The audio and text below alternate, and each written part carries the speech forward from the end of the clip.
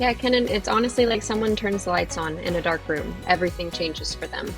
So instead of guessing, can I afford to hire this person or should I take on a new client? They know. They know their true service line margins. They see exactly where their cash is flowing in and out, and they can forecast with real confidence. So that clarity lifts this massive weight off their shoulders, especially in some of these small business owners who are trying to do everything themselves.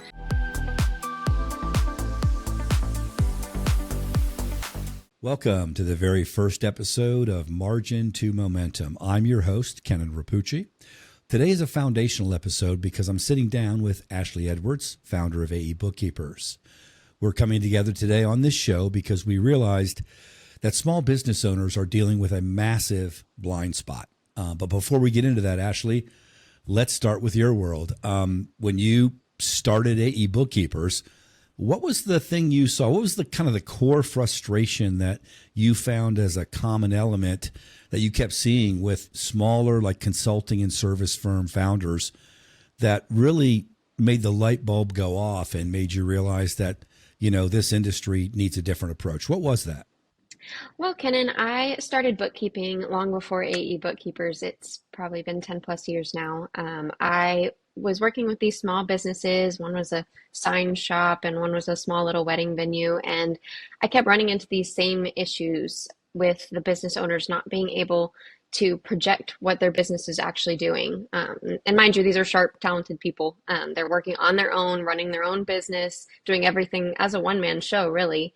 And they're just pouring everything into delivering for their clients. And it was really hard for them to, land these projects, work really hard, get the bookings, and at the end of the month, they really had no idea what they were doing with as far as cash flow goes. And so most of my clients were doing basic data entry bookkeeping. Before I started with them, they were just dumping transactions into QuickBooks, just letting the CPA have everything for the taxes once a year. So once the taxes were done, they were really looking for, deductions, bills that they may have missed. And worst of all, they figured out that their pricing wasn't working for their services. They were barely covering their real costs, and they were just exhausted, stressed, and just stuck in this cycle of, I'm successful on paper, I'm making money, but I feel broke and I'm overwhelmed. And so the burnout was real.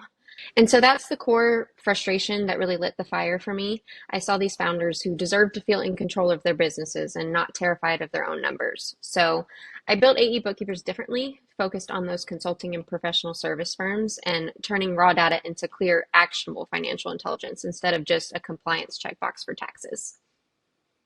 Boy, can I relate to that. So in my career, I've always been a part of the sales and marketing kind of go-to-market strategy and building businesses. And I've always worked with small startups primarily and small businesses. I call them 0 to 1 and 1 to 10, where the founders and the CEOs, they're hands-on in the business every day.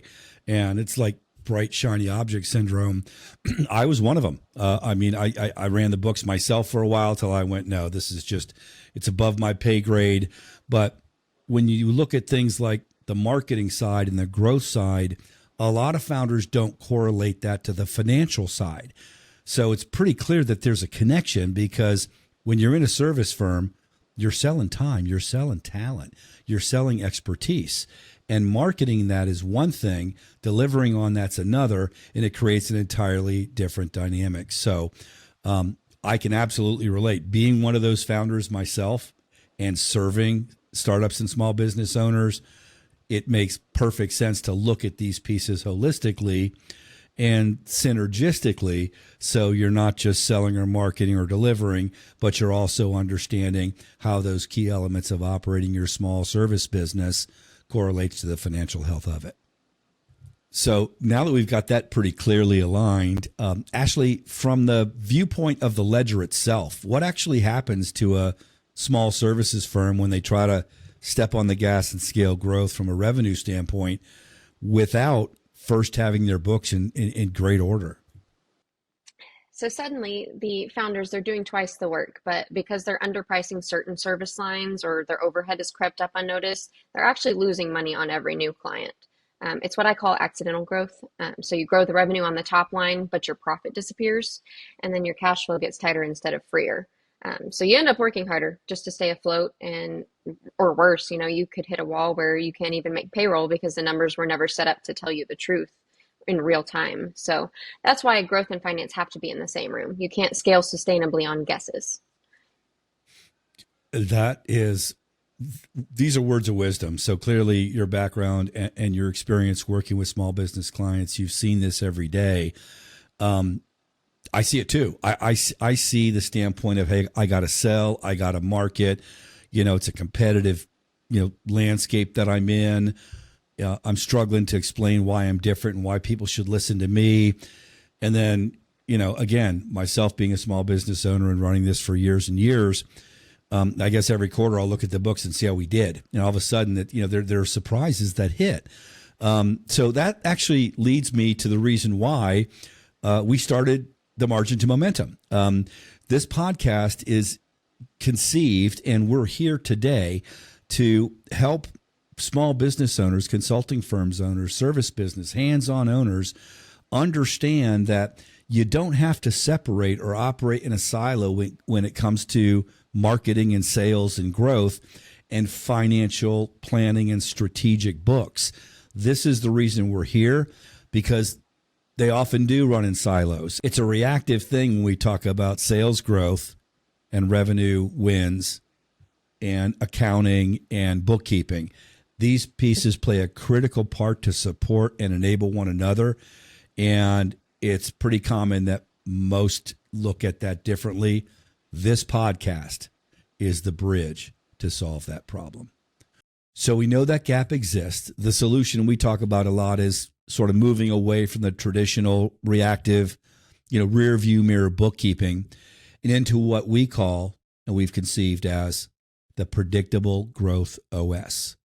So when we talk about the predictable growth OS, this is the transition from looking at bookkeeping as an administrative, again, rear view function and looking at it strategically. So, Ashley, when a founder, finally gets around to getting out of that financial fog and ultimately has, pristine real-time numbers to give a strategic view into their business, what does that actually do for their day-to-day mindset?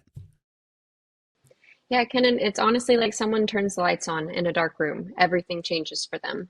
So instead of guessing, can I afford to hire this person or should I take on a new client? They know.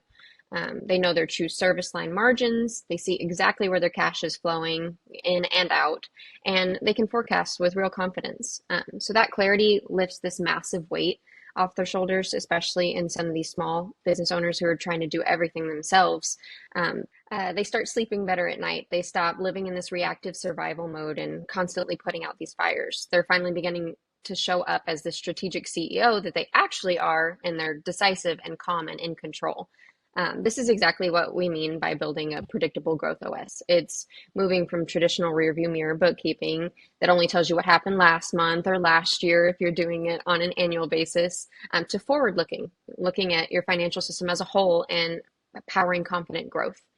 With predictable growth OS in place, founders can run real-time dashboards, they can forecast their cash flows, and profit by service reports are available that act like an operating system for the entire business. So suddenly you're not hoping for growth and hoping it'll work out, you're engineering it. So then the business owners can launch new marketing campaigns, they can adjust pricing here and there, or hire key team members with the confidence, with the data in the background that they have the cash flow, instead of just crossing your fingers and hoping for the best. So that day-to-day mindset completely shifts from I hope we don't run out of cash to here's exactly how we scale profitably. And that's when real sustainable momentum becomes possible.